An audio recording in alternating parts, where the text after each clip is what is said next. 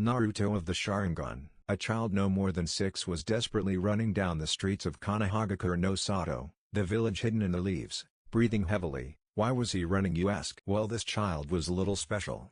He was Uzumaki Naruto Jinchuriki of the greatest demon ever to walk the world, the Kyuubi no Yoko that attacked the village 6 years ago and caused massive destruction, killing many shinobi and civilians in the process. And it wasn't until Konoha's greatest hero and the strongest ninja in the village, the Ondaime Hokage Minato Namikaze, sacrificed himself to seal the Kyuubi inside his newborn son Naruto. Sadly, few knew of his heritage, and the villagers and most of the shinobi of the village saw Naruto as the Kyuubi reincarnate and not the one actually holding it back. Therefore he was hated, beaten, spit upon and lonely, since no one wanted to talk to him or help him for that matter. The young boy made a sharp turn to the left in order to shake the villagers currently pursuing the young child while screaming things like, "Kill the demon brat. Time to end what the fourth started." And the occasional, "I'm gonna feed you to my pigs after I've sliced you up." Now the fourth had hoped that the villagers would see Naruto as a hero, which they quite obviously didn't. The kid came to a stop as he came to a dead end.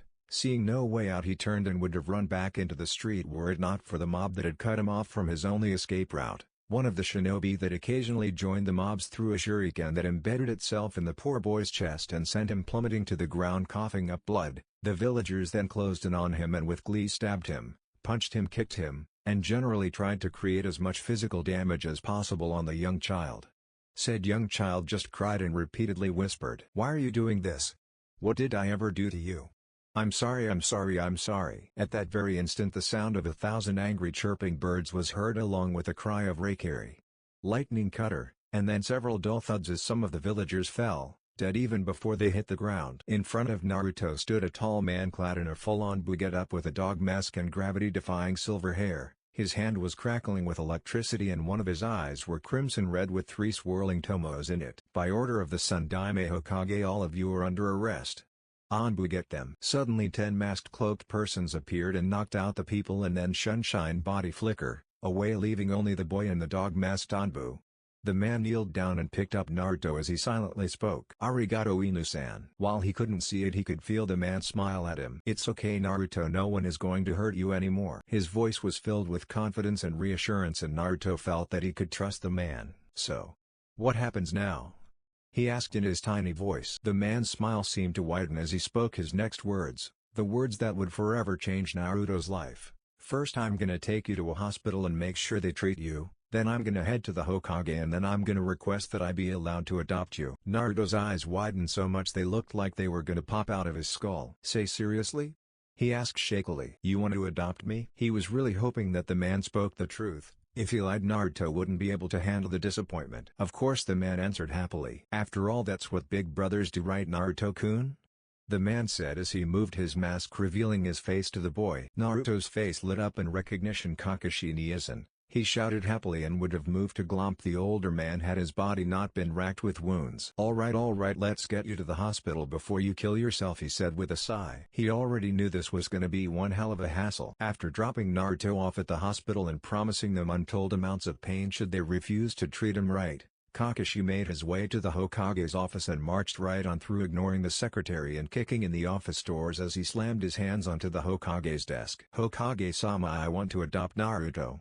He's suffered way too much already, and as his father's student I should be more than qualified for the task," he nearly shouted into the older man's face. He was half expecting to be turned down, since many of the jounin in the village had tried to adopt Naruto just to get shot down by Danzo and the despicable civilian council.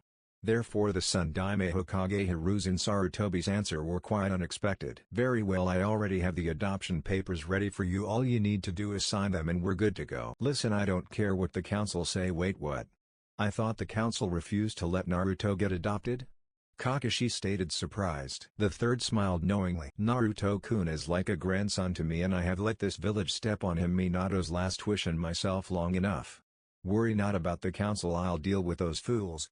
They shall learn why I am called the Shinobi no Kami," the old man stated as a fire that had long been thought doused, burned brightly in his eyes.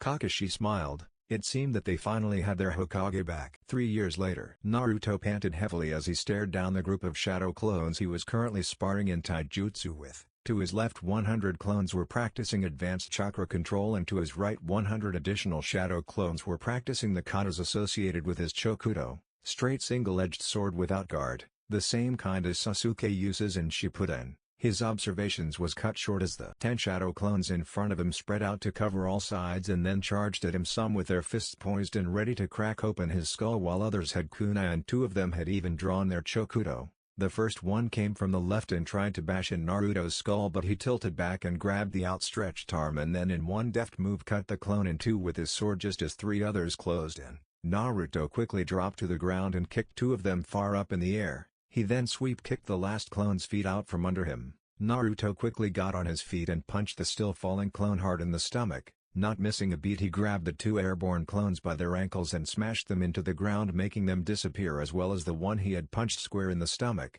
The last 6 charged from the front, weapons drawn. Naruto dropped low and in a blur flashed through the hand seals, sucking in wind as he called out his technique. Kaden. Gokaku no Jutsu. An enormous fireball erupted from his mouth and connected with the group of clones, easily destroying them. With a sigh, he fell on his ass trying to catch his breath. He had been sparring with the shadow clones for hours, and even with his chakra reserves, the Kaden Gokaku no Jutsu cost him a lot of chakra. He was after all only 9, and for a 9-year-old being able to do an elemental jutsu as well as being able to spar for hours were quite impressive. He was even aware of his 3 affinities, wind, lightning and fire. He had indeed come quite a long way since Kakashi Niazen had adopted him, he mused. Right now he was home alone as Kakashi was on another mission. This time it was an S rank and along with a squad of the best Anbu and Konoha he had left about a week ago. Still, Naruto didn't get lonely since the other Jounin would come train with him. He especially liked training with Mido Guy and his apprentice, who was a year older than Naruto. Rock Lee. Him and Lee had instantly become friends and helped each other when they learned Goken's strong fist. From Guy, Naruto had no doubt that Lee could become a great ninja only with taijutsu. He also enjoyed training with Asuma. The man was skilled and helped him with his wind manipulation. He had even taught Naruto how to channel his wind chakra into his sword, since it was made of a material that could be used to enhance the chakra channeled through it. He preferred this over his lightning channeling as the wind chakra was invisible, making it easy to catch the opponent off guard. He was brought out of his musings as his skull felt like it was gonna crack. Typical. Of course his clones had to dispel all at the same freaking time. And they did it just so that he'd have a headache, damn bastards. He groaned as he willed his worn-out body to move as he got his stuff and headed home. He caught sight of himself in the mirror of one of the shops in the business district and liked what he saw. About a year after he had been adopted by Kakashi, and the third had called Kakashi and Naruto to the Hokage Tower, and there something amazing had happened. Flashback. Kakashi and Naruto walked into the office of the strongest man in Konoha. As he sat with a contemplative look on his face, he snapped himself out of it and asked them to take a seat. Once they were seated, the old man began. Naruto, what I am about to tell you is an S-class secret that must not leave this room. His voice was serious, but his mask of seriousness fell at Naruto's next words. Are you talking about the QB, old man? 'Cause I already know about it and I even met it a few months ago. Pleasant fellow when you get past all the death threats, he said as if they were discussing the weather. The third sweat dropped at that. I see. Then moving on, I believe it's time you know about your parents, Naruto-kun. This caught his attention completely. He knew next to nothing about his parents, only that they were great ninjas. Your mother's name was Kushina Uzumaki, also known as the Red Death. One of the greatest kenjutsu specialists ever to grace the earth and a fearsome woman, he said as he showed Naruto a picture of a woman with long beautiful red hair and violet eyes smiling at the camera with a hand on her belly that showed clear signs of pregnancy. As for your father, Naruto, your father's name was Minato Namikaze. The third looked at Naruto for a reaction as tears fell from the young boy's eyes. My father was the fourth Hokage. That's so cool, he exclaimed happily. The third was slack-jawed. So you don't hate him for sealing the QB inside you? Nope, Naruto said with his trademark grin. I know he had a good reason for doing so. Besides, I'm too awesome to bear grudges. Both the third and Kakashi chuckled at that. Now Naruto-kun, the reason why you were never told was that your father still has enemies, especially Inoue, Rock. Naruto nodded his understanding as the third continued. Now for your inheritance. Your mother left the katas for her kenjutsu style as well as her chokudo, Tenza Zanjutsu. No, this is not gonna be a Bleach X over. The name is just cool, so I chose it. Cool. But old man? What happened to my mom? The third sighed. She died protecting you from an attack by the QB after Minato had sealed half its chakra. So you see, you were loved by both your parents. Naruto smiled and wiped away some tears before they fell. He then examined the sword and was awestruck by its beauty. The sword was a masterpiece. The scabbard was black with red and white symbols resembling flames reaching from the tip all the way up to the handle, which were white with the same pattern only with red and black flames. Both the sword and the handle was longer than a normal chokudo, though not by much. It also lacked a guard, something the old man told him was common for a chokudo. The blade itself had a beautiful unscarred silver color, making it look like it was never used. He frowned. "Hey old man? It feels like there's something special about the metal, but I don't really know what." Here Kakashi decided to speak up. "It's a special brand of metal that amplifies the power of the chakra affinity you channel into it, something I'll teach you later. It also has the power to cut through most regular metal like a knife through butter." Naruto looked at the blade in awe. "But how do you know that, Kakashi Niazan?" Kakashi looked like he was remembering something when he spoke. "My father had an injunto of the same metal. It earned him his name Konoha's White Fang, but it broke during the war since it wasn't as strong as Kushina's. It's quite a rare metal, so you'll probably never meet anyone with a weapon like it." Here the old man started again. "Along with the Kyuubi's seal, Minato also placed a seal on you that changed your physical appearance, but I believe it is time to end it now." Flashback end. And change he did. Before he had, due to malnutrition, been smaller than most kids his age, but that wasn't the case now. He stood almost a head higher than all of his peers. The only one coming close to him was Sasuke by half a head. His body had become muscle due to both the seal getting removed and because of his training. He had lost the baby fat and he were now a bit more chiseled, but it was his face that had changed the most. The whisker-like marks on his cheeks had grown longer and had moved. Now they started at his collarbone and went all the way up and stopped just as they reached his face. His face was devoid of all baby fat and were more chiseled as his muscles were. His eyes had changed dramatically, or at least one of them had. His left eye were still the beautiful ocean blue that made it look like a sapphire, but his right had become green. A beautiful azure green that had the same depth as his other eye. It looked like someone had taken two beautiful gems and stuck them into his face. His hair, however, was the thing that had changed the most. It was now orange. A warm orange color that the third had said were because of his mother being a redhead and his father being a blonde, thus red plus yellow equals orange.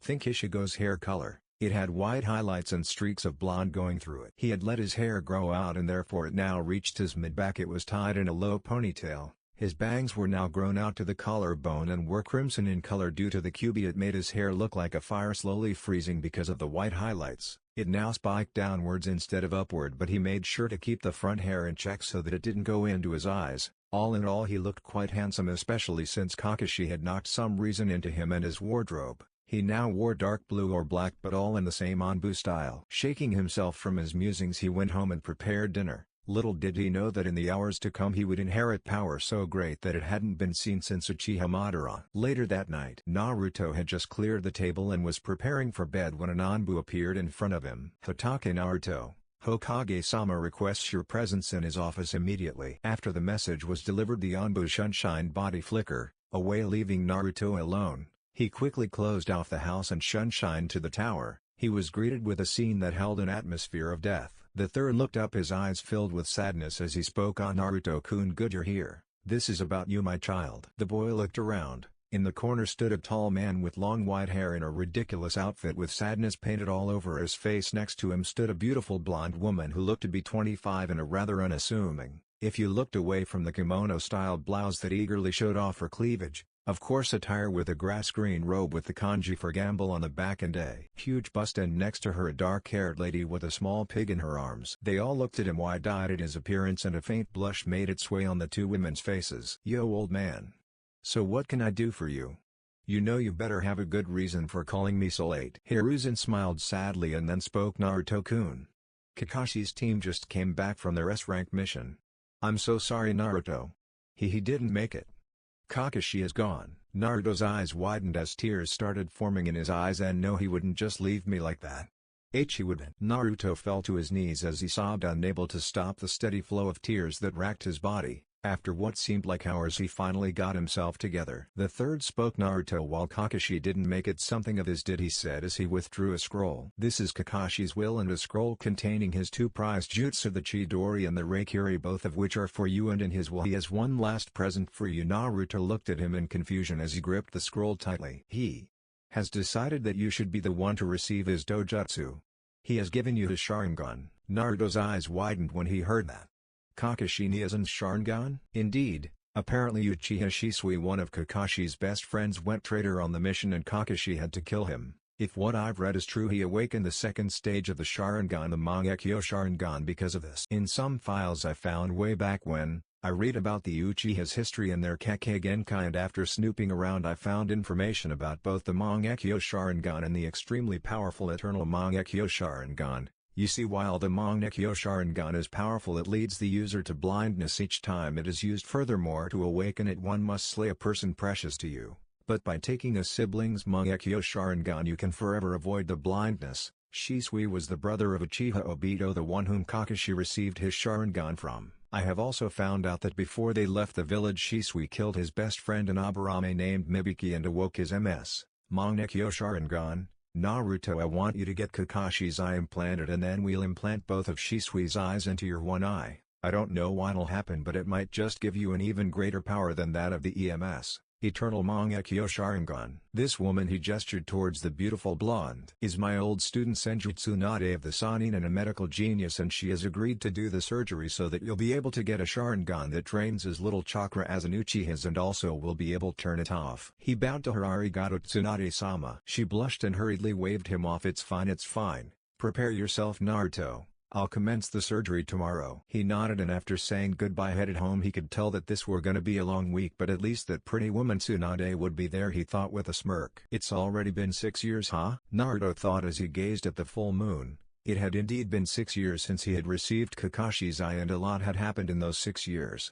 When he had been 10, Uchiha Itachi had slaughtered all of his clan and had then left Konoha not being heard from since. His skills had also rapidly grown, easily making him the strongest Shinin in Konoha even without his Sharingan.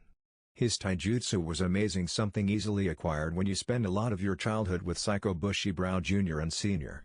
His kenjutsu was also ridiculously great, and he could easily match Uzuki Yugao and Hayate Gecko, the two greatest swordsmen in the village, in a sword fight. His genjutsu was also excellent thanks to his Sharingan. Without it he knew he would be completely hopeless in this area. His ninjutsu was his greatest strength along with his kenjutsu. He had become amazing in this area, having several high-level jutsu.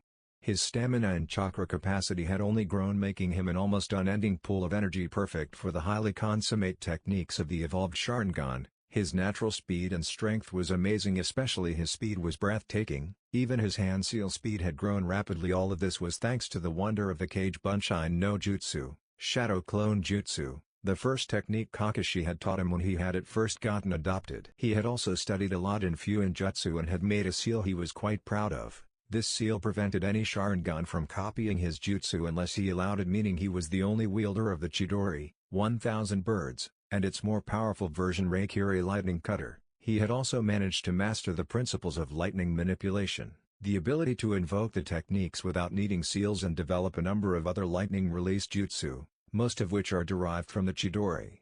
He had also grown physically, standing at 170 centimeters. He had kept his hair the same length as to not have it getting in the way during a fight. His hair also looked the same, only being even spikier and the different colors becoming even stronger than before.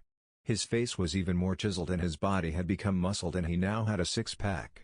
Not that he had aimed to get one. Really. Not at all. He was now a regular heartbreaker, especially with the older women of the village. He wore a black sleeveless shirt showing off his arms. He had a light vest over the shirt, and he wore the standard Onbu-style pants only in a dark blue color and with black shinobi sandals. The vests were black with gold trim. He also wore two fingerless gloves in blue and green, a homage to his unusual eye colors. He also wore a band over his right eye, or his Sharingan eye as he called it. When the third had asked him about this due to the fact that he could turn the Sharingan on and off at will, courtesy of Tsunade's handiwork, he had said it was as a tribute to his dead big brother figure. The band looked like Kakashi's, only without the Konoha Hittite, since he wasn't an official ninja yet. His chokudo was as always hanging behind him, fastened to his shinobi-style belt. It hangs in the same fashion as Sasuke's does in Shippuden. The thing he had grown most in, however, was the use of his PEMS, Perfect Eternal Mangekyo Sharingan, as the old man had dubbed it, as it seemed the fusing of 3 Mangekyo Sharingan in one eye had created a Sharingan even stronger than the EMS. He normally just called it the Perfect Sharingan. He had mastered all the techniques possible: Amaterasu, Tsukuyomi, Susanoo, Kamui. Hell, he even had a good idea of how to use Izanagi should the need arise. Something completely extraordinary was the fact that he had developed a new Kekkei Genkai by adding shape manipulation to Amaterasu's flames, thereby creating blaze release. He also had a mutual agreement with the QB. He had changed his mindscape and would regularly provide the fox with vixens, food and other stuff. In return the fox would lend him some chakra should the need ever rise. All in all, this meant Naruto could match most Jonin without his Sharingan and easily overpower any and all Jonin with his Sharingan active. He had also inherited some of Kakashi habits. One was reading, though he didn't read smut like Kakashi did. While he wasn't always seriously late, whenever he screwed up he would make up an extremely lousy excuse or simply blame someone else for his mistakes. He pulled himself from his musings as he remembered he would have to hurry up. Today they would be assigned teams. He has already passed the exam here, no Mizuki incident, and he aced it all. He got dressed and made his way to his kitchen, and after making breakfast headed to the academy. Standing at the entrance was Uchiha Sasuke, Shippuden clothes but without the Orochi Temis bow tie belt thingy and without the sword. In this he uses chakra trench knives. Naruto and Sasuke were friends, or at least as friendish as you could be with an emo Avenger whose vocabulary consisted of H, and still with Naruto's cheerful but lazy attitude he managed to befriend Sasuke quite easily, and they were tied for Rookie of the Year. They were like water and fire, complete opposites, yet they mixed without a problem. Morning, Sasuke. Ready for another thrilling day of fangirl dodging? Sasuke cringed at the mentioning of his and Naruto's fan base of annoying girls. Man. It would be so cool if we could be on the same team, Naruto exclaimed as he reached into his vest pocket and withdrew a book titled Fuinjutsu for Advanced Users. With practiced ease he found the page he had reached and started reading on an advanced storage seal. As soon as they entered the classroom they were greeted with countless "Kaya-ah. Sasuke-kun. And I love you, Naruto-kun." Naruto shivered in fright as he and Sasuke quickly made their way to their usual table and sat down as far up against the window as possible as to prevent fangirls sitting with them. Unfortunately, Sasuke's number one fangirl Haruno Sakura managed to drop down right in the middle of them, effectively getting to sit by her precious Sasuke-kun. "Ohio, Sasuke-kun. You miss me?" she said, or more like shrieked with her loud voice. Sasuke tried as best he could to ignore her and stare into the wall beside him. Naruto was desperately trying not to laugh at his best friend's expense, until a pair of slender arms draped around his neck and someone pressed their chest against his back. "Morning, Naruto," Ino whispered into his ear. Naruto sunk deeply. "And morning, Ino-chan. How are you today?" he asked shakily. Just as she was about to answer, Iruka nearly kicked the door open and slammed his papers onto the desk. Once again nobody really paid attention to him, much to his chagrin. "Alright, that's enough. Sit down and shut up," Iruka roared, using his demon head no jutsu to its fullest, and instantly the class became quiet. "Thank you. Now I want you all to know that I'm proud of you. You're all talented and have graduated with a combined score of the highest class of all time, something you should be proud of. Now go forth and become this generation's greatest shinobi," he said with a great amount of pride in his voice. "Alright, listen up. The teams will be as following. Team 10 will consist of Narashikamaru, Akimichi Ikuji and Yamanaka Ino. Your sensei will be Sarutobi Asuma." "Troublesome." Margf. "What? Then I don't get to be with Naruto-kun." Inside his head Naruto was making a little victory dance while at the same time thanking God for giving him Iruka-sensei. Team 9 is still in circulation from last year, so Team 8 will be Inuzuka Kiba, Abarameshi Ino, Hyuga Hinata and Hatake Naruto. Your sensei is Yuhi Kurenai. "Alright." Roof. "Affirmative." "Hi." "Huh? What? I wasn't sleeping, sensei, I swear. I was meditating," Naruto blurted out. BTW. In this fic Hinata doesn't love Naruto. They have a really close brother and sister-like relationship. And Team 7 will be Uchiha Sasuke, Sai and Haruno Sakura. "Yes." Sakura screamed. "No." Sasuke yelled. Sai just sweat dropped. "Your sensei will be Yamato." "Good luck to you all, and make me proud." And with that he left the classroom, leaving the students to find their teams. "This is so cool," Kiba exclaimed. "We get to be with the one who's tied with Sasuke for Rookie of the Year." Naruto smiled. "Seems like I already have a reputation to live up to, huh? Wonder what he would say if he knew I never use more than 25% of my full strength. And that's without the Sharingan." "Hatake-san, Kiba-san, Hinata-san, with your abilities combined with mine I believe we will become a tracking and locating unit extraordinary." Naruto and Kiba just stared at him wide-eyed. "What? Is there something in my face?" "No, it's just I don't ever think I've heard you talk that much in one sentence." Kiba nodded. "I have never seen any reason to speak if not asked first, but we are now a team and must learn to communicate and cooperate effectively." Kiba, Naruto and Hinata smiled. "Gotcha." They then proceeded to tell each other about themselves and their specialties. 5 minutes later, a beautiful young woman with red eyes and long dark hair entered the classroom. "Teammate, you're with me." The four teenagers followed the young woman out of the academy. "Alright, first of all we need to get to know each other, so let's get something to eat and then tell about ourselves." "Why who? Food. I like you already," Kiba exclaimed, half drooling. "Roof." The rest of the team just sweat dropped, and with it they made their way to the local dango stand. They placed their orders and Naruto made a subtle genjutsu to make sure they would even take his order of food. After their food arrived they began. "I'll go first. My name is Inuzuka Kiba. I like to take walks with Akamaru, training and Hinata-chan. I dislike things that isn't chewy and cats. Roof. In battle I fight with Akamaru and my family's jutsu." "Then I'll go next. My name is Aburame Shino. I like insects and looking for new insects and bug species. I dislike tofu and fire along with bright sunlight. In combat I use my Kikaiku bugs and my family jutsu," Shino stated in monotone. "Well then I guess it's my turn then." Naruto smiled at her, and under the table Kiba took her hand, encouraging her. Hinata took a deep breath and steeled herself. "My name is Hyuga Hinata. I like cinnamon rolls, Kiba-kun, Naruto Niazan, Shino-san and flower pressing. I dislike people who look down on others and sexists.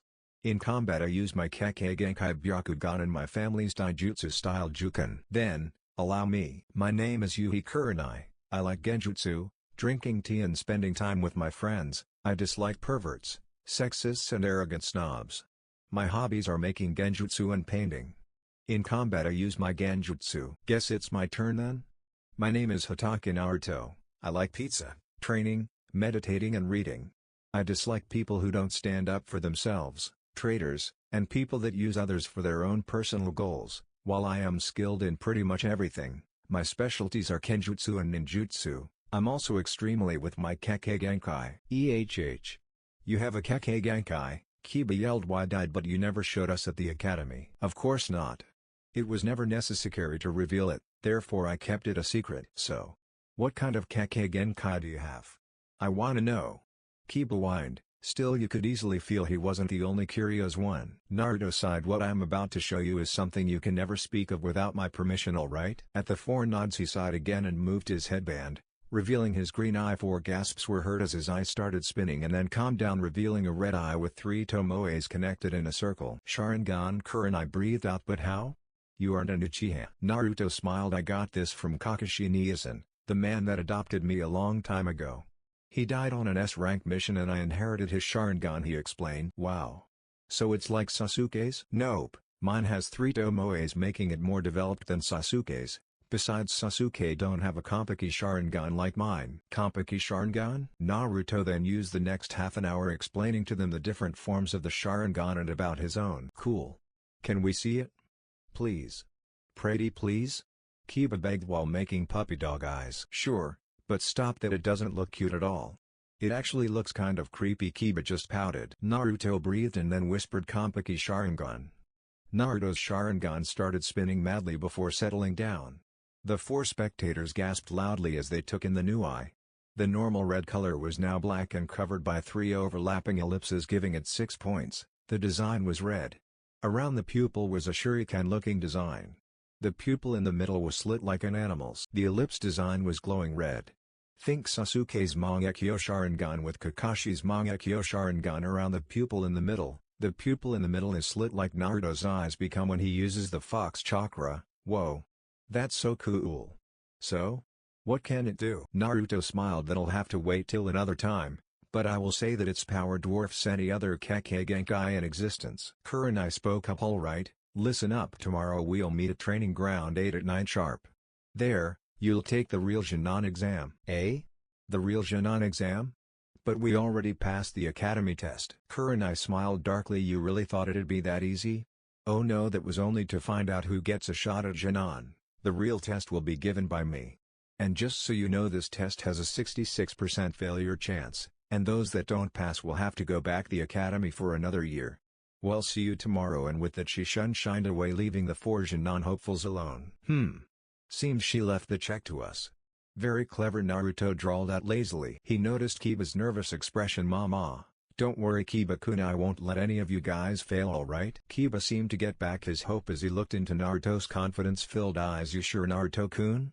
I mean, She is a jounin and all. Naruto smiled. Don't worry, even without my Sharingan I'm strong. Besides, if we work together she won't know what hit her. The three other members of the soon-to-be teammates smiled. Hi Hatake Teiko. They chorused. Huh? Hatake Teiko? Shino decided to explain. Hi, you are the rookie of the year, you are strong, clever and a good leader, therefore we have decided that you are the leader when we are not under Kurenai-sensei's orders. Naruto blushed a bit. I see. Well, don't worry. I'll make sure your faith aren't misplaced, Naruto said, for once not being lazy or sarcastic. Now listen up. This is what we'll do tomorrow. Training ground 8 the next day. Alright, now remember, she's a genjutsu specialist so we can't be sure about anything we see, okay? Naruto asked. They all nodded their agreement. At that moment Kurenai appeared. It's good to see you're all here, so let's begin. Your objective is to locate and apprehend me before the day is over, understood? They all nodded. Very good. Now, begin. And with that she disappeared into the surrounding forest. Yosh, Shino, did you place a Kikaiku on her? Hi Teiko, we can commence the tracking immediately, Shino said. Good. Kiba, you and Akamaru have her scent? Of course Teiko. Roof. Naruto breathed. Good. Kiba, you and Hinata will make up one team, me and Shino the other. We'll split up so that she'll have two groups to worry about. When we locate her, Shino's bugs will drain her chakra and Hinata will use her Juken to close her Tenketsu and make sure she won't be able to do anything else. Me and Kiba will serve as distractions to allow you two to subdue her. All right. Hi Teiko, they yelled and then split up, ready to capture their sensei and become a true Genin team. Naruto and Shino arrived at a small clearing, seeing their sensei standing in the middle of it, her eyes observantly watching the forest. Ready, Shino? He asked. Shino nodded. Well then, here I go, and with it he drew 10 shuriken and threw them with pinpoint accuracy only for his sensei to dodge at the last second. He drew his sword and charged her as she parried with her two kunai. They began a deadly dance as Naruto kept winning ground against her. I've been on the defensive since we started. His kenjutsu really are something else. Kurenai thought as she dodged another sword strike only to get the air blown out of her as Kiba and Akamaru came charging from nowhere and hit her from the side. She was about to cast a genjutsu when she found she couldn't draw out any chakra. The hell? How come? I see. She was drawn from her thoughts once again as she heard the sound of insects buzzing. Kikaiku. But since when? In a blur Hinata dashed out from the darkness of the forest and hit their sensei with several strikes to the chest and abdomen and knocking her into a tree. Before she could react she had a blade and several kunai aimed at her neck. Apprehension completed, target confirmed. Yuhi Kurenai, Naruto said with a smile. Kurenai smiled as the Kikaiku withdrew into Shino. Congratulations. You all pass. It's with great pleasure I hereby appoint you as the new teammate. Naruto was currently angry. Very angry. Why was he angry, you ask? Because he and his team had spent the last 3 hours getting their asses kicked. While Naruto was strong he knew he wasn't unbeatable. It did however hurt his pride that the one that kicked his ass was a cat. Yes, a cat, more specifically the demon cat of evilness, Tora, the daimyo's wife's cat. It had scratched teammate beyond recognition. It was therefore with great glee that they watched as the cat was crushed by its owner. Suffer, evil monster cat. Suffer. Mew, ha ha ha. Naruto thought with glee. Ha. That'll teach ya. Damn stupid feline, almost scratched my face off. That's why I preferred dogs. Kiba thought angrily. For once, I enjoy seeing a creature suffer, Shino thought in a rare show of emotion. Kurenai and Hinata sweat dropped as you could almost see the malicious aura coming off the three males. Right. Anyways, that's yet another mission completed by teammate Kurenai said, turning her attention back onto the Sandaime. Ni, old man, can't we please get a C-rank mission? We're tired of these ridiculous choirs, Naruto said, not looking up from his new book Advanced Medical Knowledge, Pressure Points, while he was chewing on a senbone. It was something he had seen a Konoha shinobi do, and he thought it looked badass, and since then it had become a habit. Hiru's sighed. Well, I do have a C-rank escort mission, but only if your sensei believes you ready for it. Kurenai nodded. She hated D ranks as much as her Genin did. My team is more than ready. They are without a doubt the strongest Genin team in Konoha. They'd even give Guy's team a run for their money. Hiruzen smiled such confidence. Very well, you may come in now, he said the last part to the door as their client entered. The man looked to be in his late 50s and he was holding on to a sake bottle tightly. I am the super bridge builder Tazuna-sama. Wait? These are the super Genin tasked with protecting me. They look okay, I guess. Except for that dog boy. He looks like a super brat. I mean, the hell, kid. Leave your pets at home, will ya? The old man was completely oblivious to the killing intent, coming from Kiba, and from Hinata. She was pissed at him as well. Who does he think he is? Insulting her, Kiba-kun? Why, you old drunk? I ought to kick your ass. Kiba screamed as he charged the old man. He was however caught by the collar by Naruto with the hand not holding onto his precious book. Mama, Kiba-kun, we can't have you kill the client now, can we? He let go of Kiba and looked at Tazuna. As for you, Tazuna-san, you should know that Kiba-kun is of the Inuzuka clan, one of Konoha's greatest clans, whom specializes in tracking and combat with their canine companions, which means Kiba-kun is a first-class ninja, and is almost impossible to ambush. Tazuna was slack-jawed. The dog boy was that great? Also, that lazy kid seemed to be quite unique too. Furthermore, Naruto continued, you shouldn't insult your bodyguards, Tazuna-san. To accentuate his point, he grabbed a pencil from one of his vest pockets. He uses them to write down notes in his books, and charged it with electricity. He then flung it at Tazuna, as it easily made its way through the wall right next to Tazuna's head. Are we clear, Tazuna-san? He asked in a lazy voice with an undertone of something dangerous. CC crystal clear, Tazuna stuttered out. Kurenai sighed. Naruto. Don't threaten the client, all right? At his nod she continued, but not before hearing him mutter, I never get any fun, do I? She smiled. All right, team. You have half an hour to pack and then meet at the village gates. Now. Move out. Hi, sensei. And with that the four Genin shined away. 15 minutes later, Naruto had finally gotten everything packed and was currently examining himself in his mirror. His normally black sleeveless shirt was now crimson in color. He had wrapped bandages around both his arms all the way from the shoulders to his wrists. He now wore only one fingerless glove on his left hand as he used his sword and the Raikiri with his right hand, and wearing a glove would only shred it due to the density of the lighting chakra. The new glove was green on the right side and blue on the left. In the middle of it was a red circle with 3 tomos, a tribute to all 3 of his eye colors.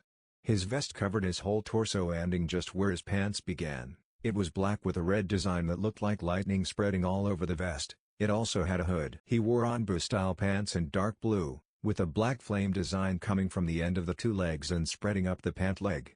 He also wore white ninja-style sandals. He had updated his shinobi-style belt a lot. Now not only did it hold ninja wire and explosive notes, but also 2 pouches with senbon, and at the hips it was fashioned as to hold 2 folded Fuma shuriken. His kunai pouch was at the right thigh and his shuriken pouch at his left thigh. His chokudo was always hang in his belt. Over it all he had a black cloak with a red flame design and a dark blue lightning design. The reason why I'm explaining in detail is because this'll be his outfit for much of the story minus cloak, of course. Satisfied with his new look, he made sure he had everything packed and then holstered his backpack over one shoulder. He then shined to the Inuzuka compound to pick up Kiba. He arrived at the compound gates and the guards immediately let him in. Teammate minus Kurenai would usually train, make strategies and just hang out at each other's houses. Even the Hyugas accepted when they were there, but they mostly used the Inuzuka compound since it was big and the Inuzukas was friendly. He hurriedly made his way to Kiba's room and prayed to all the gods that Kiba's sister Hana wasn't awake. It seems like the beautiful woman had a thing for Naruto, calling him alpha and stuff like that. Unfortunately the gods wasn't with him today, as 2 slender arms suddenly made their way into his cloak and under his clothes and moved up and down his muscles. The person whispered into his ear, you couldn't wait to see me again, ni, Naru-kun? Naruto swallowed. Hana-san, long time no see, huh? He stuttered out while trying to ignore the hands moving towards his waistline and the chest pressed against his back. Indeed it has. I've been so lonely without you. Her voice carried an undertone of something he couldn't quite place, but it made him blush furiously. Her hands had almost reached his waistline now, and Naruto couldn't move his body at all. Kiba chose this moment to burst through the door on their left and run straight into Naruto at full power, knocking both of them down the stairs head first. Ouch! What the hell? Eh? Teiko? Oi? Teiko? Are you alright? Talk to me, man, Kiba exclaimed when he saw Naruto. Naruto slowly sat up and turned to look at Kiba with a completely neutral expression. Kiba flinched. Oh boy, he's gonna kick my ass. He definitely didn't expect Naruto to hug him. But that was exactly what Naruto was doing at the moment, with anime tears streaming from his eyes as he repeatedly thanked Kiba for saving his virginity. Sorry. You're welcome. Anyways, we have to get to the gate before Kurenai-sensei goes ballistic on us. And with that he grabbed Naruto and quickly shined to their meeting place. Hana pouted, you got away this time, But I'll make you mine soon enough. Naruto shivered in mid-sunshine. When they arrived, they were greeted with a bored drunken old man, 2 angry women and Shino who was. "Well Shino, you're late. Where in the world have you been?" Kurenai asked her 2 students. They were both so skilled, yet one was lazy and the other one had the mentality of an animal. "Well, you see, me and Kiba was hurrying over here when we saw this old man get attacked by alley cats. As the good leaf shinobi we are, we hurried to the old man's side and helped him fend off the vile beasts. Then we escorted him home and here we are now." Naruto finished with an expression that could make even the most stoic and emotionless Hyugas jealous. "Naruto Niazan. Stop making up such ridiculous lies." Hinata lectured. Since Teammate had been created, Hinata had grown immeasurably both in skill and in confidence. She was now outspoken, friendly and didn't shy away from an argument if she believed she was right. "Mama, it's fine Hinata-chan. We're here now, right? So let's go." Naruto drawled lazily while gnawing on his senbone. For once his book was in his backpack, and his hands were now in his pockets, completing the ultimate look of laziness that would make any Naru proud. Kurenai was once again amazed by the sheer laziness of her student. As amazing as it sounds, Naruto once again is right. "Let's move out." And with that, Teammate plus 1 drunken old man moved out. They made good speed even with the old man. Amazingly, he had a lot of energy even though he looked like he could fall asleep any minute. As they walked, they scouted a puddle at the side of the road. Tazuna just walked on obliviously, but the 5 ninja exchanged glances and subtly prepared for a quick battle. Not 15 seconds later, 2 ninjas emerged from the puddle and charged the small group, both of them wearing a glove with a sharp chain attached between them. Faster than the eye could see, Naruto turned and flashed through hand seals along with Hinata. "Water release, pressure stream technique," Hinata shouted as she blew out a steady stream of water that soaked the chain and the 2 ninjas while also blowing them back. Naruto followed right after. "Lightning release, shock barrage technique." Several spear-like lightning missiles was created in a circle in front of Naruto. Suddenly they flew one by one so fast it was impossible to track with the untrained eye and embedded themselves in the chain. Still soaked and connected with the 2 nuke ninjas, the lightning spread and electrified the 2 ninjas into unconsciousness. The reason why I write in English is because I'm gonna use many of my own jutsu. The 2 above are both my original texts. After splashing a little water on him to wake them up, Kurenai cast a genjutsu on them and made them tell about their goal, and about Zabuza. Kurenai sighed. "Tazuna-san, we need to talk." After the explanation, she turned to her team. "So, what do you guys want to do?" she asked them, though she didn't really need an answer. "I want to help these people, besides it might get fun," Naruto exclaimed. "Hell yeah Teiko. Me and Akamaru are gonna kick some ass." "Roof. Indeed, we might get to fight some strong opponents like this Zabuza person." Shino added his 2 cents. "I can't forgive this Gato person for doing something like this. We'll take him down," Hinata added. Kurenai smiled and Tazuna looked on with a new sense of hope swelling in his chest. Maybe this would be the miracle Wave had hoped for. After their little strategic meeting, they continued on to meet with the man that had promised to ferry them across to Wave. About half an hour later they finally reached the shore, and after thanking the man they moved on. Suddenly Kiba flung a kunai at the bushes, making a snow-white bunny leap out and flee. "The hell are you doing? This is a Konoha elite shinobi? You scared the crap out of me for no reason," Tazuna roared. Not only did he need to deal with Gato and enemy ninja, now he had to deal with jumpy brats too. Naruto's visible eye widened. That bunny was snow-white. That's the color they take in the winter. Normally they'd be brown this time of year. Which means it's used as a replacement. Shit. The enemy is already here. He heard the sound of something coming towards them fast. "Everyone, hit the deck now," he roared as he dragged Tazuna down with him.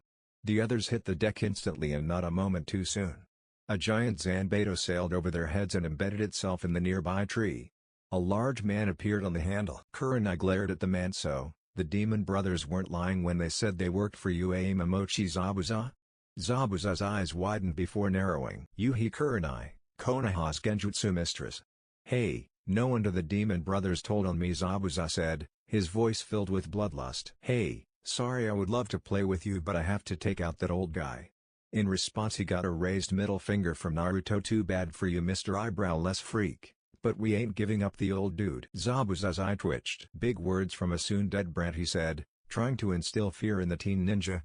What he got was 2 raised middle fingers, a malicious aura coming of the girl, and the guy covered completely was giving him an unpleasant stare. "Form up and protect Tazuna-san." Make sure to guard every angle. I'll deal with him. Kurenai instructed as she turned and glared at the man whom had now removed his Zanbato from the tree and was blocking the road. Kurenai instantly went on the offensive. Demonic illusion, great force strangulation technique. Tree sprouted from the ground and enveloped Zabuza, slowly strangling him while completely binding his body. Zabuza gasped as he slowly lost air. He couldn't breathe, couldn't move, hell he couldn't even scream. In a last-ditch effort to save himself he bit down on his lip hard, making it bleed. The pain snapped him out of the illusion just in time to see Kurenai stab at him with a kunai. Being the skilled shinobi he was, he deftly caught her by the wrist and threw her out on the lake. He then flashed through hand signs hidden mist technique. As the fog rolled in he dashed to Kurenai and went through even more seals water prison technique. He held out his hand as Kurenai was encased in a water sphere. He never noticed the slightly tilted headband or the red glow coming from one Hatake Naruto. Naruto was smiling. God bless Zabuza. Even more water jutsu. Hells yes. There we go. No more pesky illusions. And no more jounin. Hey, now to take out the brats. He gloated and turned his attention to the Jinan and Tazuna. Tazuna flinched, but the ninjas protecting him didn't seem fazed at all. Naruto sighed. Alright, stay here and guard Tazuna-san, okay? I'm gonna help out Kurenai-sensei. Shino, can you get some bugs on him? Shino shook his head. I'm afraid not, Naruto Teiko. It seems the mist is laced with chakra, it's confusing my bugs. Naruto just nodded. Alright, Hinata, you're in front. If he tries to sneak up on us your Byakugan will instantly pick him up. And with that Naruto walked through the mist, quickly disappearing from sight. Zabuza noticed someone coming towards him, and from that he could see the person was alone. He smirked to himself, did they think only one Jinan could take him out? To his surprise it wasn't one of the Genins but his target Tazuna that emerged from the mist. I will go with you, the old man slurred. He was obviously half drunk, but you have to let the woman and the brats go. I won't let Gato hurt anyone not involved. Zabuza smirked under his bandages and charged the old man, leaving a Mizubanshine water clone in charge of the sphere. Like you have anything to barter with, old man. I'll kill all of you. Hey, goodbye you old drunk, Zabuza roared as he swung his Zanbato and cut through the bridge builder. To his surprise the old man disappeared and reappeared right behind him, only he had changed back into the orange-haired kid. Damn, I had thought I could make you drop your guard with a hench transformation, but I guess that was wishful thinking. And with that Naruto drew his sword impossibly fast and sliced into Zabuza, giving him a deep gash across the chest. Zabuza cried out in pain and quickly jumped back, making some distance between the kid and him. Naruto flashed hand seals wind release, furious scale technique. Naruto sucked in wind and blew out. The wind formed a tornado that blew away everything in its path. Zabuza only barely managed to stay on his feet, applying large amounts of chakra to his feet and shielding himself with his sword. Hey, nice try kid, but I'm afraid I'm still here, Zabuza said with a smirk. He quickly dropped the smirk however when he saw his opponent smile at him. That jutsu was meant for your fog, not you. With that he lifted his headband, revealing his eye and drawing his sword. I'm not gonna use the Sharingan just yet. Zabuza growled and heaved his own sword, pointing it threateningly at the kid. You want a sword duel? You're dumber than I thought, kid. But I will gladly take you out, he threatened and prepared to charge. Naruto smiled. Momochi Zabuza, huh? Alright, let's dance. With that the two sword-wielding shinobi charged each other, intent on ending the other's life. Naruto quickly began a series of rapid slashes in blinding speed, making it hard for his opponent to follow. However, Zabuza was in a jounin for no reason and used his superior battle experience to narrowly dodge each and every slash. They clashed in a stalemate again, and Zabuza decided to end it. He used his great strength to knock back Naruto and the flash through hand seals water release, Great Titan's Wrath technique. The water around him started rise and shift, eventually creating a giant formed purely of water. The being roared to the heavens before raising its massive fist ready to smash Naruto. Zabuza could only stare as he looked at Naruto's eye. Before it had been an azure green color, now it was crimson red with 3 tomoes. Sharingan, he breathed. But how? Who the hell are you? He yelled the last bit. Naruto smiled and then flashed through his own set of hand seals. Water release, Great Titan's Wrath technique.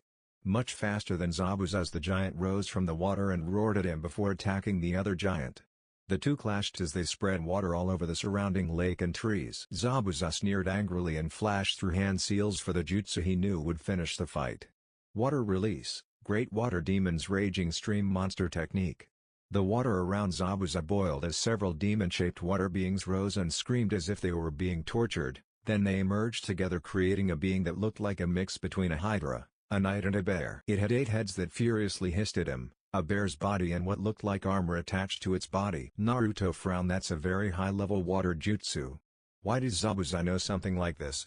Well, at least now I know it too, he breathed as he prepared one of his most powerful jutsu, a technique he had created about a month ago. He flashed through the hand seals as the monster before him slowly stabilized and prepared to end him. Lightning release, Emperor's Great Shock Barrage, Perfect Circle Ultimate Spear Technique. The spears from the normal shock barrage technique spun around faster and faster until they merged and became one great spear of pure lightning. Naruto then grabbed the spear and prepared to throw it. Zabuza's eyes widened. What the hell is that technique? He asked in awe. Naruto smiled once again. One of my ultimate techniques and my own personally created jutsu.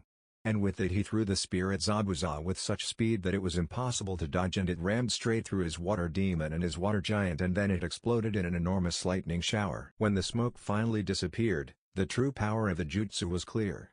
There was a giant crater easily bigger than most lakes, and all the water in the area had vaporized due to the density of the electricity, making it so hot that it was only surpassed by Amaterasu's flames. Zabuza was slumped against a tree that was right at the edge of the corner. Since Naruto had blown away the fog, they had all witnessed his fight with Zabuza. He slowly made his way towards Zabuza. Holy crap. I knew Tanko was amazing, but this is ridiculous. To think he made a jutsu like that, Kiba whispered to the others. They could only nod in response. Even Shino had dropped his usually impassive mask in favor of a completely astonished one. Kurenai had long since been freed from the water prison, and she too could only stare. Naruto. Just how strong are you? Zabuza glared at him as best he could. Naruto just drew his sword and prepared to end Zabuza. Who? Who in the world are you? He asked with fear and awe evident in his voice. He hated himself for it, but he couldn't deny that this kid was of a whole different league. Naruto looked at him for a while before answering Sharingan no Naruto, and with it he swung his blade only to stop mid-swing as Zabuza was killed by 3 senbon piercing his neck. A hunter nin appeared beside the corpse. I must thank you for making my job a lot easier. Because of you I had no trouble apprehending this criminal. But now I must take my leave. I still need to dispose of the body. And with that he shined away, leaving the group confused. Kiba sighed as they regrouped. Glad that's over with. At least Gato can't have any ninja stronger than Zabuza, right? I mean, he was an A-class nuke nin. Ha. Guess he wasn't expecting Tanko. Naruto smiled at the praise as he repositioned his Hittite. Naruto shook his head. I wouldn't be too sure about that, Kiba-kun. At their confused stares he continued. Normally nuke nins are disposed of right then and there, yet that hunter nin we just saw took Zabuza with him. Which means he was probably Zabuza's partner. Shino, what do your bugs say? He asked as he turned to the bug user. Shino was quiet for a minute before answering. It seems you were right, Tanko. This fake hunter was indeed Zabuza's friend. It would seem he has also somehow resurrected Zabuza. Naruto's visible eye widened and then narrowed. I see, the near-death state that would explain his so-called resurrection.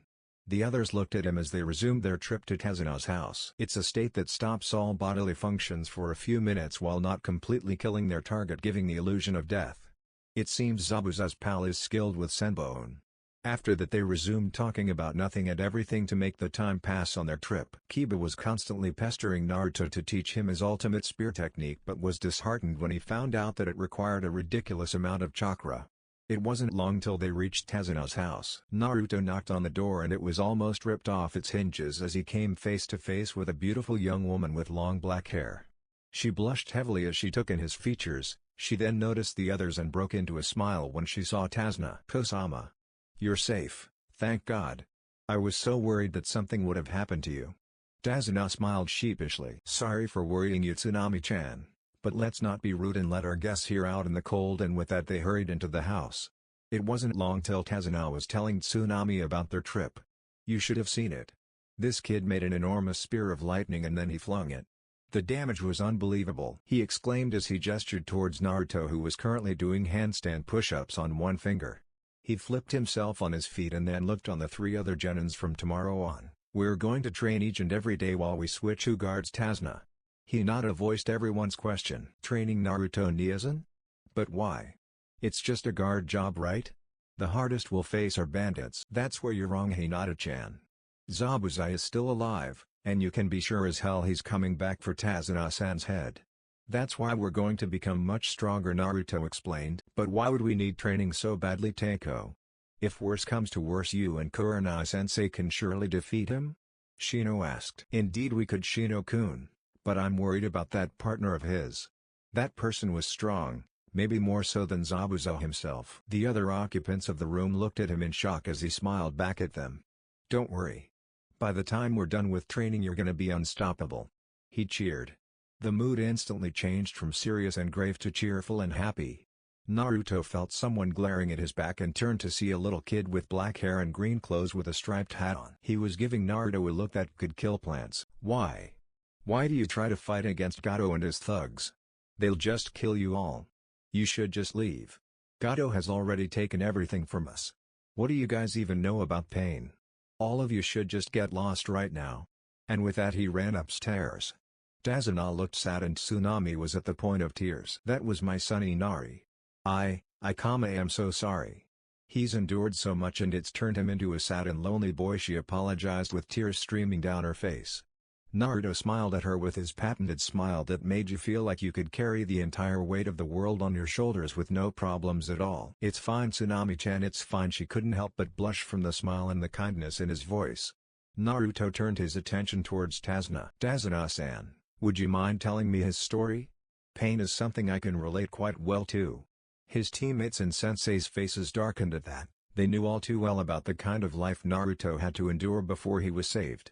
He had even told them about the Kyuubi and said that if they didn't want to work with him he would transfer to another team. They had instantly shot that idea down. After all, he was him and the Kyuubi was the Kyuubi. Tazuna sighed sadly as he shifted his gaze from the stairs onto Naruto. I guess it wouldn't hurt to let you know. And with that he began his tale. After telling them about how Inari was saved from a man who would become like a father to Inari and about how he saved the town only to be executed by Gato in order to crush the country's hope, Naruto disappeared to go talk with Inari. Naruto approached Inari's room from which sobbing could be heard. He smiled sadly and knocked on the door quietly. May I come in? When he received no answer he pushed the door open and walked into the room to see Inari sobbing over a picture as he sat on his table. Naruto quietly positioned himself on Inari's bed and was about to start a conversation when Inari interrupted him. CC, come to scold me? Come to preach for me? Come to tell me how I'm an ungrateful brat? He yelled at Naruto but was surprised when he got a small sad smile in return. I've heard about what happened from Tazuna-san. I wanted to tell you my story if you would hear it. Inari was surprised. Why did he look so pained when he mentioned his own past? In any case, Inari was curious and therefore he nodded. Naruto smiled and motioned for Inari to come sit beside him. Inari complied, still a bit wary. When he had positioned himself, Naruto started. I am an orphan. I grew up never knowing who my parents was in an orphanage that hated me. Actually all of Konoha hated me. From I was 2 years old I was beaten within an inch of my life every night. People told their kids to stay away from me, that I was evil. On my 4th birthday it was the worst storm in all of Konoha's history. Some villagers broke down my door. A year before this I was kicked out of the orphanage and got my own rundown crap apartment. Well, these villagers fastened me to a lightning rod and positioned it at the highest possible point in the village excluding the Hokage Tower, and then they left me there through the whole night. When I was found the next morning I had been struck by so much lightning that I should have been dead at least 10 times. Stuff like this kept happening up until the night when I was 6 years old, where I was saved and adopted by a man named Hatake Kakashi. He took me in, fed me and trained me to become the best shinobi ever, and for a time I was truly happy. But alas, fate is a cruel lover. 3 years later Kakashi Niizen died on a mission. Once again I was alone and lost in a village that hated me. But the other Jounin ninja that had been friends with Kakashi Niizen trained me and helped me. I resolved myself to becoming the strongest shinobi ever. And then take the Hokage hat for myself. I have endured so much pain and loneliness in my life. But I won't let it get me down, never ever. I'm gonna rid the world of people like Gato so people like you, your mom and your grandpa can live happily. He finished his tale, his eyes glowing with resolution. Inari was speechless. Naruto had endured so much more than himself, yet he resolved himself to becoming stronger instead of hating everything and everyone. He was so cool. You're right, Niizen. I'm gonna become stronger like you. And protect my mom and grandpa. I'll get revenge for my dad. I will become so amazing that even you have to acknowledge me, Naruto Niazan. Naruto smiled brightly at the boy. Inari-kun, would you like to see something cool? It's something I acquired from that lightning incident I told you about. Inari nodded energetically. Yosh, you know about chakra, right? At the nod he continued, as my body was struck by continuous lightning, my chakra absorbed it and it changed and adapted to the electricity. It became this. As he finished, both his hands up to his elbows were enveloped in white lightning. It didn't even look like he was hurt. Inari had stars in his eyes. SSSS, so cool. What is that? He exclaimed loudly. Naruto smiled at his awe. I call it Dragon Slayer Chakra. It's from a history I read once about a small group of people able to envelop themselves in elemental chakra in order to fight against dragons when they existed. This is the Lightning Slayer style. I'm still working on a Fire Slayer and a Wind Slayer style. Check this out. He opened Inari's window and then breathed in and released a stream of white lightning, rare Hoko. Lightning dragons roar, isn't it cool? It turns different parts of the body into a dragon's. Or, that's the idea at least. And it cost almost no chakra, it doesn't need hand seals, and it gives my taijutsu some serious kick-ass power. Inari's eyes was bigger than it should be humanly possible. There truly were hope for Wave still. After that they talked about their lives in general and about what they had experienced. Hours passed and they would have kept on going were it not for Tsunami. Inari. Naruto-kun, dinner's ready. She called from the kitchen. They made their way downstairs to find a most amusing scene before them. Tazuna was obviously drunk and was hitting on Kurenai. And failing badly. Tsunami was repeatedly hitting her father with a spoon. Kurenai was trying to ignore Tazuna while reading a book. Hinata and Kiba kept looking at each other, completely forgetting everything around them. Shino was sitting at a window communicating with his Kikaiku and trying to find new insects for his ever-growing hive. Akamaru was playing with one of Inari's hats and apparently found it to be an endless hat of enjoyment. Naruto whistled. Wow, what happened here? I leave for a few hours and suddenly the whole place is coming down? He asked teasingly. And what's with those two looking seconds away from sucking each other's faces off? He continued as he gestured towards Kiba and Hinata, both of which blushed a bright red. Inari couldn't help but burst out laughing at the comment. Everyone instantly noticed the change in Inari's mood and demeanor. Tazuna was wide-eyed. He managed to get Inari to smile again. This boy gets more and more amazing with each passing minute. Tsunami was also overjoyed. My little boy is smiling again. Thank you, Naruto, truly thank you. Yosh. Eating time. Man, I'm hungry. It's surprising how taxing it is to go around being a miracle worker, he said with a grin that everyone else mirrored. That night was the most joyous and happy one Tazuna and his family had had in a long time. Afterwards they went to bed with the 3 males sharing a room and the 2 females sharing a room with Tsunami. The next day, after grabbing some breakfast, teammate Minus Sensei had gone off to train, as she had accompanied Tazuna to the city to buy groceries. Alright, line up. This training is gonna be grueling, it's gonna be harsh, and most of all it's gonna make you wish you'd never become shinobi. But when it's over you'll be that much stronger. So, any of you wanna back out? Naruto asked as he looked them over, receiving nothing but determined glares. Well, it was kinda hard to tell with Shino, but they had learned to read his facial expressions quite well. He continued. Okay. All of you will be training your clan jutsu to perfection. I'm gonna come back in 4 hours, and if you haven't perfected your chosen jutsu by the time I get back, there will be no dinner and you will sleep outside. Now get to it. And with that he shined away, leaving 3 very determined Jonin. Naruto arrived at a clearing a couple of miles away as he hurriedly scouted the area for enemy shinobi or anyone not meant to see his training. When he found none, he started working on some of his new jutsu.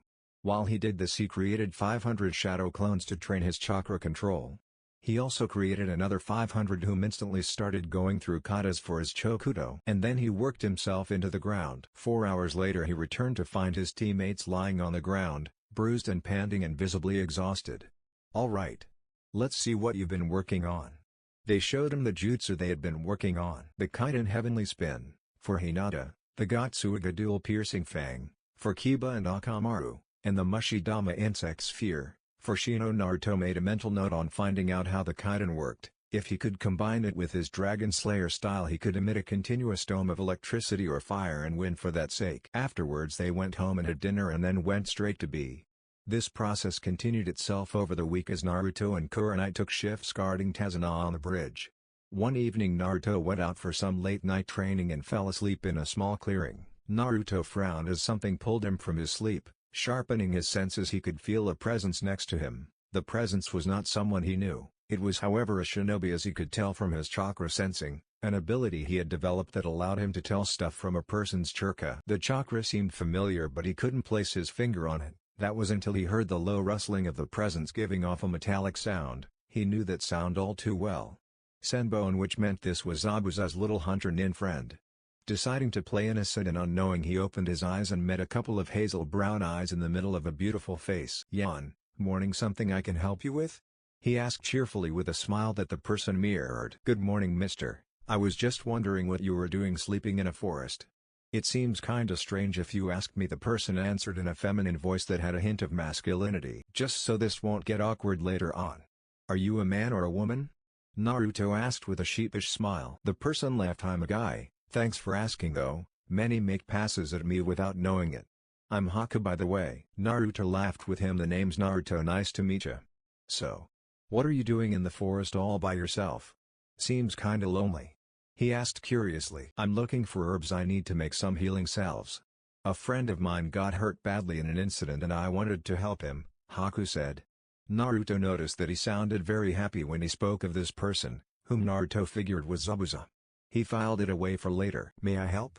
I need to stretch my body anyways," he asked, wishing to learn more about this Haku person. Haku seemed truly happy that Naruto wanted to help him and eagerly nodded. "That would be an amazing help," Haku said as he showed Naruto the herb he needed. Then they proceeded to search for the herbs while talking about their lives, each only giving up information that wasn't compromising. After about an hour, Haku decided they had found enough herbs for one lifetime. "Naruto-kun? Do you have anyone precious to you? Someone that you want to protect? No matter the cost?"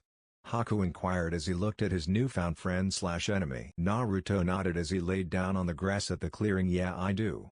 My teammates. The few people in Konoha that didn't treat me like trash. And the people of Wave," he said fondly. "If they treat you so badly, then why do you continue to fight for Konoha?" Haku couldn't understand why someone that had been treated worse than the lowest of low criminals by his village, would still be loyal to it. Naruto had told him about the horrible treatment he had gotten. "Well, as I said, I have some precious people that I want to protect there. Also, my mom, dad and the person that was like a big brother to me died defending Konoha. Therefore I would put shame on their names, were I to abandon the village. I decided I would become the best ninja in Konoha's history. That I would become a Hokage that surpassed all others. And that my village would recognize me." He stopped to let the words sink in with Haku. "What about you, Haku-kun? Do you have anyone precious to you?" he asked the boy he had found to be very kind-hearted despite being Zabuza's partner. "I do indeed. A man who saved me when I was alone. He fed me, clothed me, and trained me to become strong. That person is like a father to me. And I would gladly give my life for him," Haku said with conviction. Naruto froze completely. Haku and Zabuza's relationship was exactly like his and Kakashi's. They had both been saved from loneliness and death. "Well, I better get back to my team. They're probably beginning to worry. Maybe I'll see you some other time, Haku-kun. And be careful of Gado's thugs. That bastard has his goons spread out all over Wave." Haku smiled at his protectiveness. "I'll definitely be careful, you too." And with that they walked their own ways. Just before they were out of hearing reach, Naruto yelled to him. Something that made his blood run cold, something that surprised him greatly, and something that made him wonder why Naruto hadn't killed him. "One more thing. Say hi to Zabu-chan for me, will ya? And wish him a fast recovery." And with that he shined away. Haku couldn't help but smile as he walked towards the base where Zabuza was located. You could say a lot about Naruto, but the kid had style. Naruto appeared before Tasuna's house and quietly made his way into the house as not to alert anyone. He had taken 2 steps inside when he was attacked by a black blur. The black blur that went by the name of Inari had his stomach in a tight grip and wasn't planning on letting go anytime soon. "WW, where have you been? I was worried sick, you know. Your friends kept saying that you were fine, but I thought that maybe Gado had managed to," Inari cried out as he buried his head in Naruto's clothes. Naruto smiled at the boy and ruffled his hair. "Don't worry, kiddo, remember? I promised I wouldn't die before becoming Hokage, right?" he asked with a smile on his face that everyone mirrored. They hurriedly went to eating the dinner and then talked till late at night. Naruto tiredly dragged himself up the stairs to his room and, After undressing, flopped down on his bed.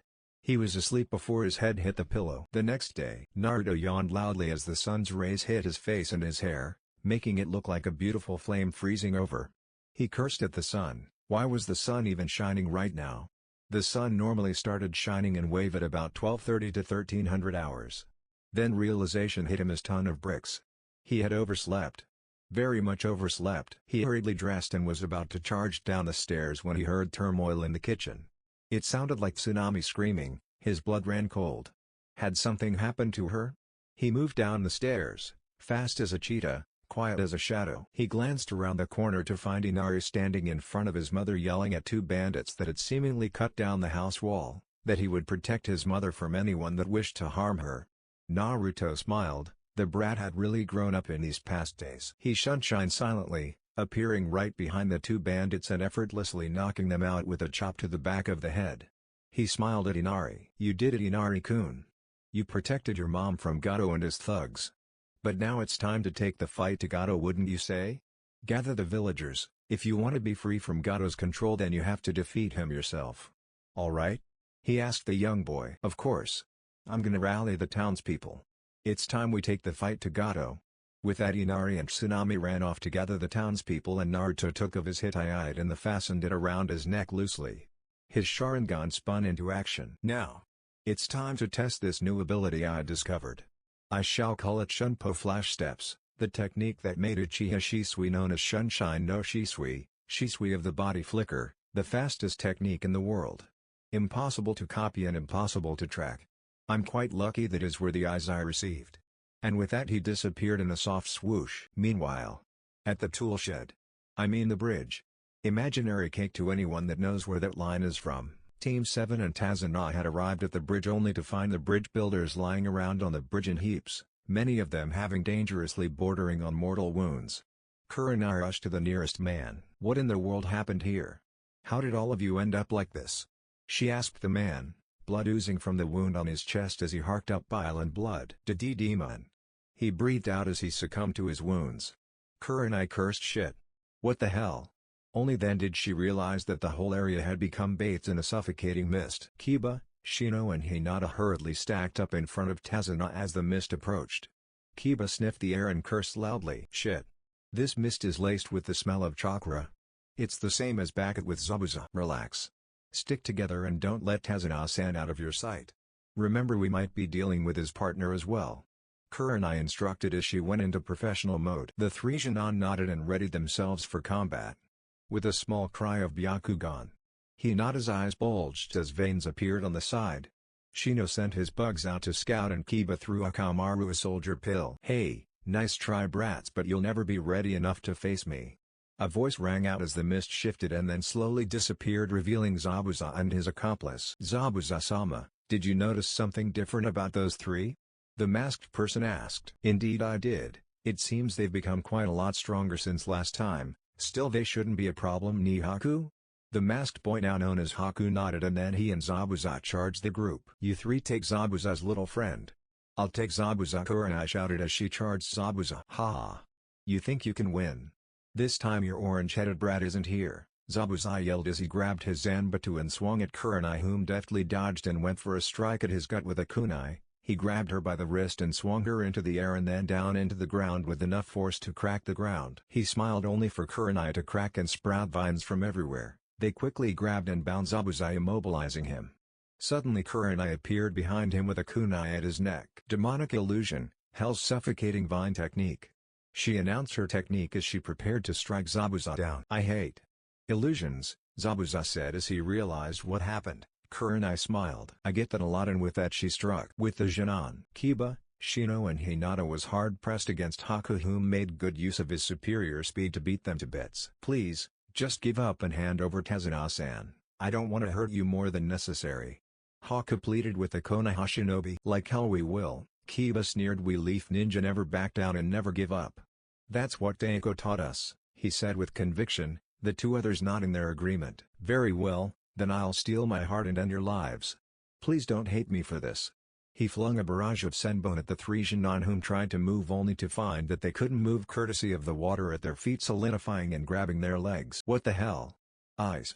Don't tell me?" "This guy is a bloodline user," Kiba exclaimed.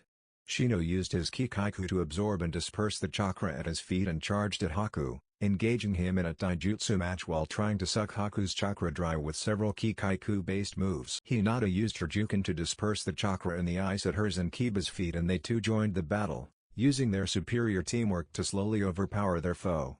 Haku jumped back making some distance and then used one hand to go through hand seals while he used the other throw senbon at the team who frantically dodged. Demonic ice crystal mirrors.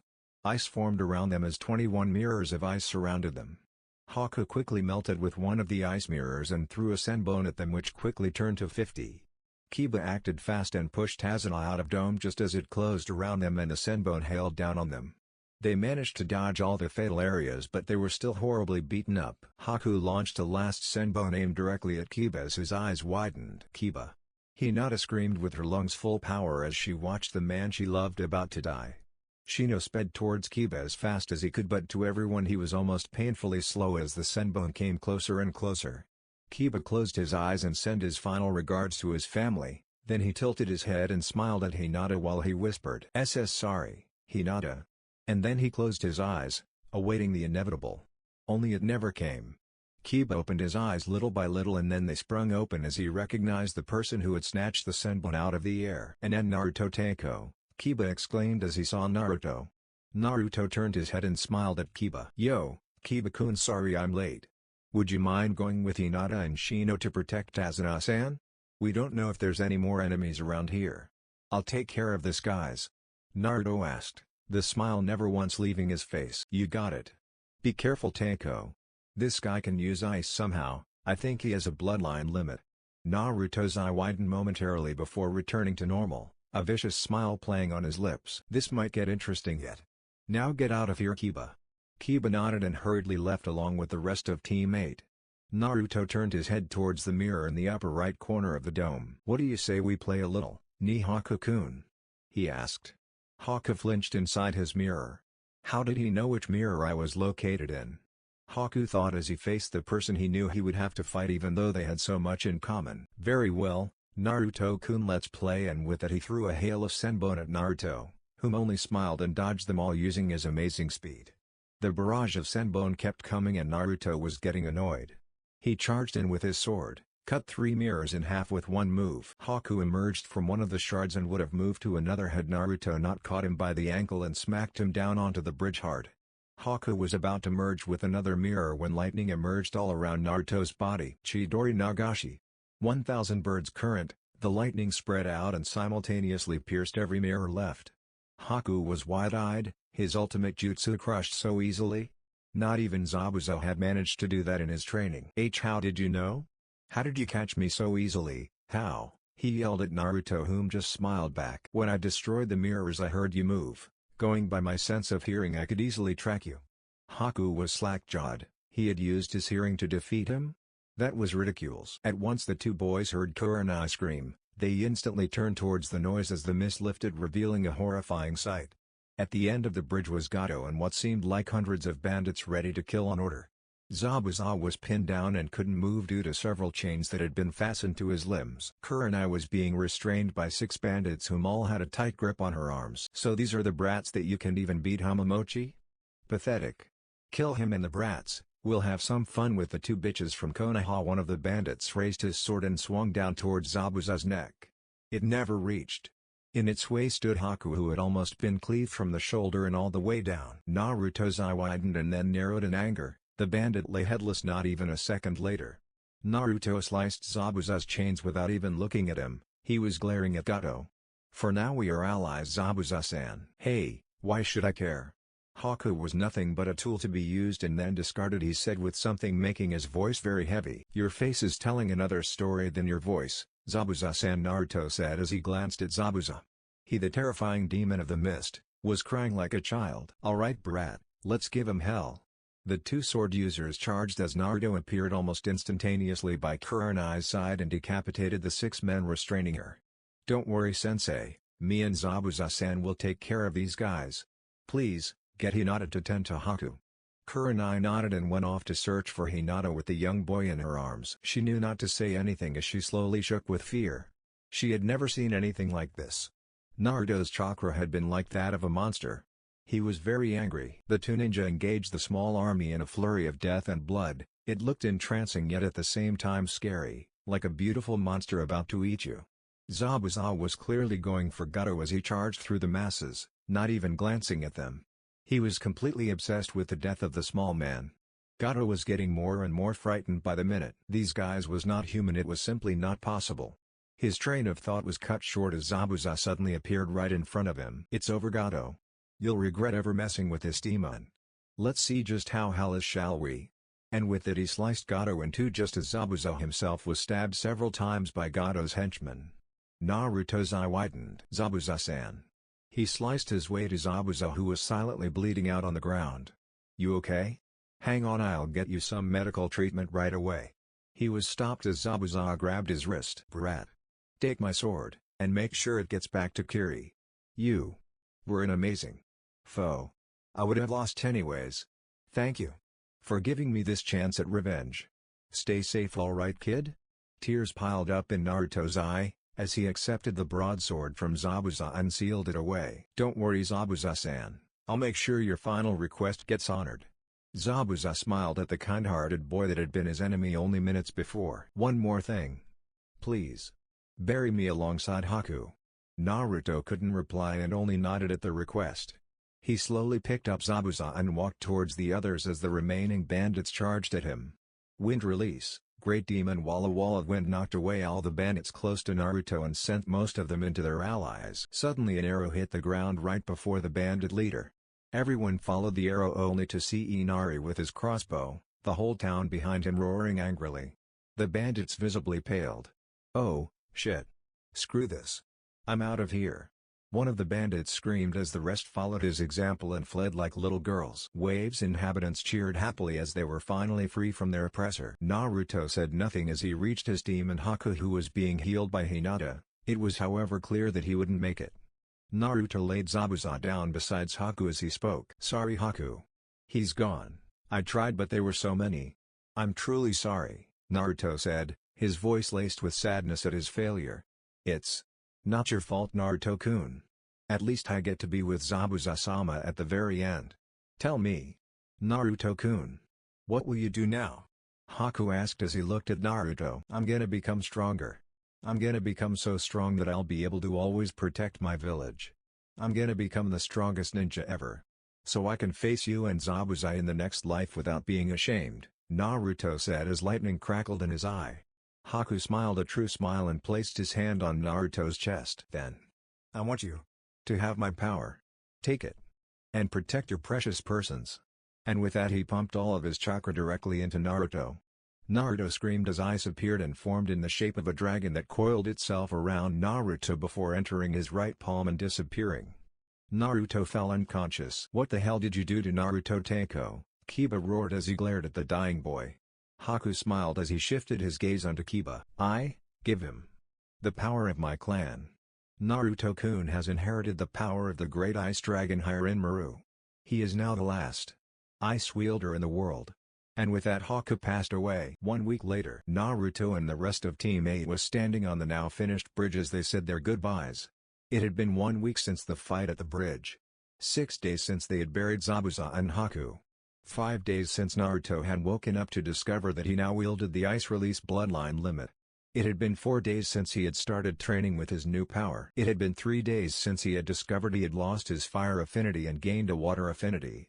It had been 2 days since he had learned that he could manipulate water out of air, thereby meaning he didn't need water to use his water and ice release jutsu. This was an ability that only the second Hokage was known to have. It had been 1 day since he had used the ice release power to create the most badass ice scythe in history and had started working on a water and ice dragon slayer style. Since all his hard work on a fire style was now thrown out the window, he had cursed Haku at this. "Well, I guess this is goodbye for now," Kurenai spoke as she watched her team say their goodbyes. Naruto ruffled Inari's hair. "See you some other time, kid. Don't forget to eat your vegetables if you want to be strong like me, alright?" he said with a huge smile that Inari mirrored. "Of course. I'll surpass you in no time, Naruto Niasen." Naruto smiled and shook Tezuna's hand as the old man repeatedly thanked him. He then took Tsunami's hand and placed kisses up her arm. "I'll miss you, Tsunami-chan, every living second I'm away. I'll yearn for your touch." Tsunami blushed a bright scarlet from his words. He would have gone on, but Hinata grabbed him by the collar and dragged him off as everyone laughed at the scene. Teammate made their way back home. The Kirikage Tower. Mei Terumi, the fifth Mizukage, was slack-jawed. Using a secret jutsu to see what her spies saw, she had just witnessed Momochi Zabuza, one of the seven swordsmen feared all over the elemental countries, being thoroughly owned by a Konohashinan, and a handsome one at that. Sharingan no Naruto, huh? How utterly delicious, she thought with a blush on her face.